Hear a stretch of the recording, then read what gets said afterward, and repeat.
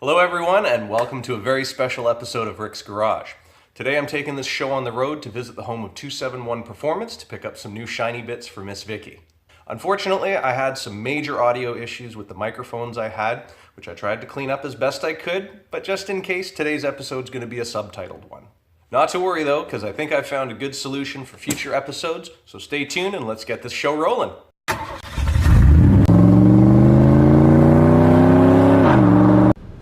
Morning, YouTube. All right, guys, I got everything packed up in the car, ready to go, and I think it's about time that we get this field trip on the road.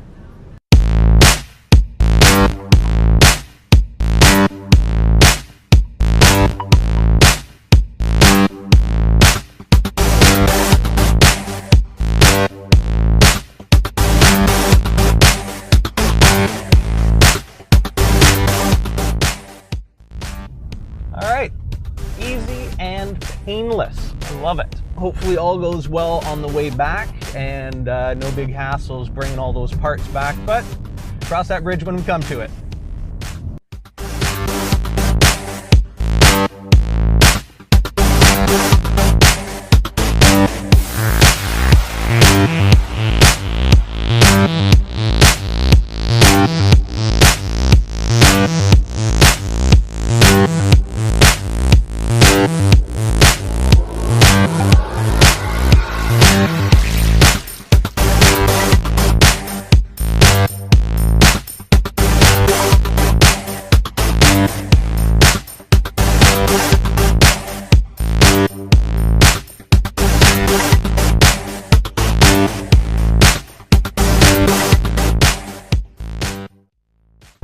Alright, so we are currently sitting at about 3.5 hours over the border.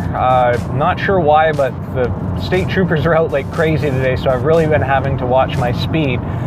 So unfortunately it's put me a little bit behind schedule, so I'm just going to give Vincent a quick call, make sure that we're still looking good for timing.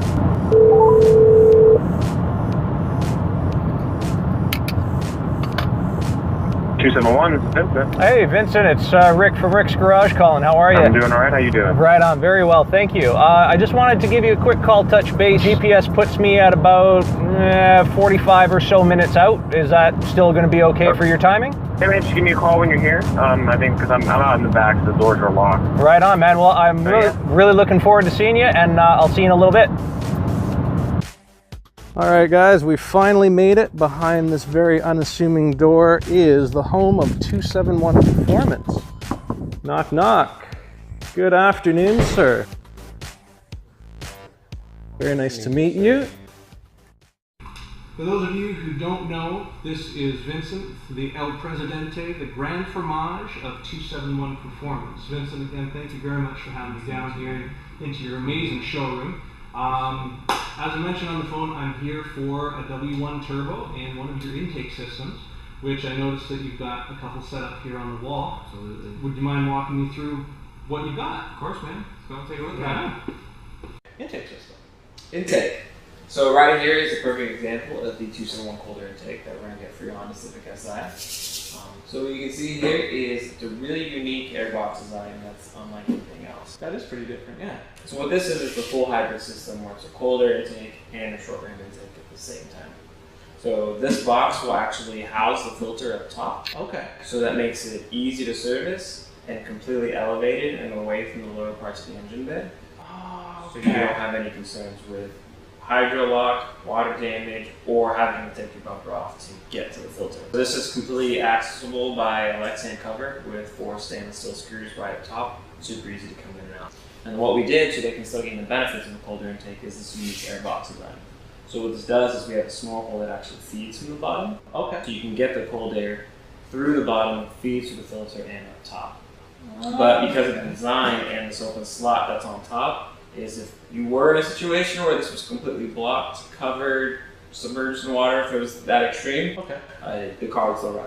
And it's safe because the actual element is up top. Correct. Okay. And then on top of that, another big thing is it's not even so much of hydrolock and stuff, but even if you get the media wet, if you get the media wet on most filters or like a cotton gauze or anything like that, it slows down. It gums up. Yeah, and stuff gets stuck to it, and the car can't breathe as easy. So by keeping it up, keeping it dry, I don't have to worry about that. Okay. Another really cool feature that I want to touch on since you're actually here is this is the only intake that's designed to work on Canadian models specifically. Okay, because the Canadian models have the design where the washer jug is on the driver's side. And Correct. so you're saying that this is the only intake that will fit a Canadian model with no modifications? Correct. Yeah, if you go with a short ram style intake, then those won't have to modify or anything. But you don't get a benefit. You're not going to have the cold air. The other cold airs, they actually get in the way, and you have to sacrifice one or the other, either the intake or the washer bottle. Oh. But we know that winters are really harsh up there. Aggressive salt on the road, you don't want to get rid of that. No, absolutely. So we made a solution that will still work on Canadian models and some international models. And this is a direct bolt. Now, I was going to use the term Bolton, and what I understand it's not the most accurate term. It's read on your website that you keep using the term drop-in. What's the difference between a standard bolt-in and a drop-in? So that's a great question. And to give you an example, I'm going to talk about a turbocharger. Okay. So the term that a lot of people are familiar with is bolt-on, and then we went to the next level with drop-in. So a bolt-on generally referring to the fact that this part just bolts on, and I don't have to move it or displace it or anything. But it doesn't count for the auxiliary stuff around it. Gotcha. When we go for a drop-in approach, it's just like OE, so literally no changing of anything. So the turbocharger, there's bolt-on turbos, you can say, which is, it will bolt on to the cylinder head and perhaps my downpipe. Okay. But that downpipe might have a different flange. Although it bolts on to another type of downpipe, it's not the same as was equipped with the OE.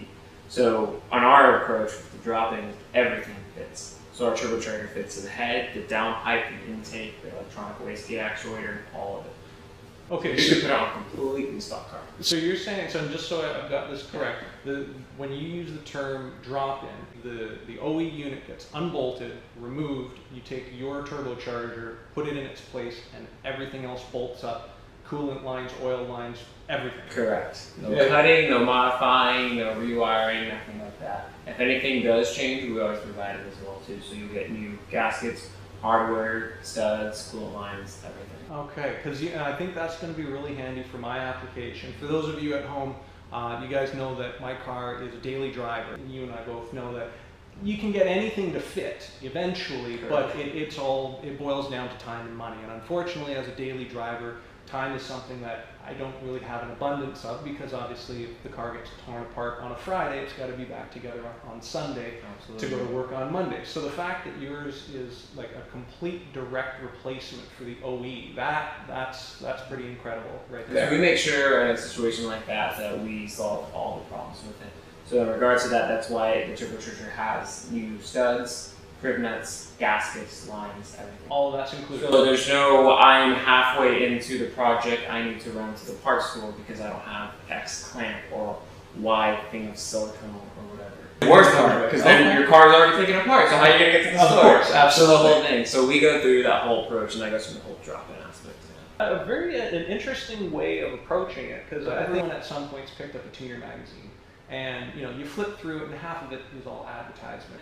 You get to see a lot of parts in these kind of magazines. So with 271, the real question, and I'll say this as respectfully as I can, what sets 271 apart from all these other brands that you see out there in tuner magazines of virtually the same kind of part? So I think a big thing to actually understand is this community, and unfortunately some of the aftermarket scene, has accepted a lower standard. So what I mean by that is people have gotten to this nomenclature of, I bought this car, it's a really refined piece of OEM engineering, it's designed well from Honda, Nissan, Toyota, whatever the case is. I want to modify it, I want to change some things. I'm given parts that work, but don't work fully intended. And I just have to accept that because it's an aftermarket part. So every time we approach a new product, we first ask is how can we redefine it? If we can't come up with a solution or an answer to that question, we don't do the product. We actually will shelve the project completely. Okay. So we need to make sure that everything we do has a unique aspect to it and solving the problem. Gotcha. As opposed to just putting another part out on the market that is the exact same as everybody else. Correct. And in some parts, things like exhaust systems and stuff are relatively simpler parts. There's not so much innovation you can do there, but on that same token, there is. Our exhaust, for example, is 100% stainless. It retains a 3-volt flange. We tuned our exhaust to the end. With Redefine Aftermarket, we take an approach from every angle and we revisit everything. And that way we make sure the entire process from start to end and then some is the same. It's fully solid. In one of your previous videos, around the beginning of 2018, you had introduced a bone stock 2018 Honda Civic Si. I have a personal interest in it because obviously that's the exact same car that I have. Is that car still around? Yeah, but it's not stopping anymore. It's not? Okay. Can we take a look at it? Okay. So guys, we're going to pack this up and roll into the shop, and Vincent will take us through the 2018 Honda Civic Si sedan. I don't think that mine's going to be coming to the level that yours is, but hopefully it'll at least get on its way. Okay guys, so from that clip, this car is very, very hard to recognize, as Vincent so understatedly put, is that it is no longer stock, and that is definitely obvious. Vincent, run us through, what have you done to this thing? A little bit of everything. It's got every 201 bolt-on that we offer in our catalog. Okay. The holder intake system, like everyone drop down turbocharger, down pipe, up back, it's full turbo rack option. A lot of them are great as well. It also has a few prototypes as well, which are in development. Hush, hush, don't. It's like Fight Club, you can't talk about those things just yet. Okay, so I noticed that you've got this this splitter as well, and that must not have been an easy task to install. Correct, so right now it has a V-spec front splitter and rear wing as well. Okay. They are fully functional aero pieces. This car does get road raced pretty heavily, so we need a V-aero package. They're probably the two more like custom parts on the car. Other than that, everything about this build is relatively easy, and anyone can do it. And that's kind of the way we go with the car. It's attainable. It's so extreme that you're like, oh, I can't do that, I can't build that. It's like, no, you can build that, and we can help you build it. So, if you're comfortable telling the folks at home, what kind of numbers is this thing putting down with all of your stuff on it? Yeah, so as it sits right now, the car has a stock intercooler. It is on pump gas as well. It's on low boost. It's making about 260 to 270. It's relatively low for the platform. And define low boost. Low boost is about 22 to 24 pounds of boost. Wow. If you were to go like a little bit more aggressive with tuning and such, you could probably squeeze a bit more just as it sits now. Yeah, we are in the process of developing a front mount intercooler kit. So right now it's on the stock intercooler. So that's the biggest hiccup right now. Okay. It seats open. It's bottleneck for the turbocharger. So once we upgrade that will alleviate a lot. But generally speaking, what we've seen is full bolt-on cars on pump gas, 91 to 93 octane. Everybody falls between about 280 and 300. Wow, that is very impressive to say the least. It becomes flexible options. Absolutely. And folks as well, as Vincent said, they are currently working on an intercool setup. The intercooler is actually sitting behind that window that's blanked off. Unfortunately, I wasn't able to see it. 271's blog on their website has updates and as well all the design information, what they're doing, the progress that they're having on that intercooler, as well with all the other parts that are going to be coming up. So definitely check it out. Again, I wasn't able to see it, but hopefully it'll be hitting the market soon. Yeah, we're shooting for a late summer release, but we are definitely updating everyone as we progress. All of our design blogs, videos, things like that. Drop them in the description. Absolutely. Sounds good. Well, Vincent, thank you again so much for having me. It's been a fantastic day. I mean, a long drive, but as you guys can see, very well worth the drive. Fantastic guy. And for those of you who don't know the company yet, do your research, check out 271.com. Give a phone call. Vincent is here, and I'm sure he's very happy to speak to any of you guys that have questions. Right? And but I think there is just one last thing that we have to get sorted out before I take off back home, and that's to get me a brand new turbocharger. We can do that.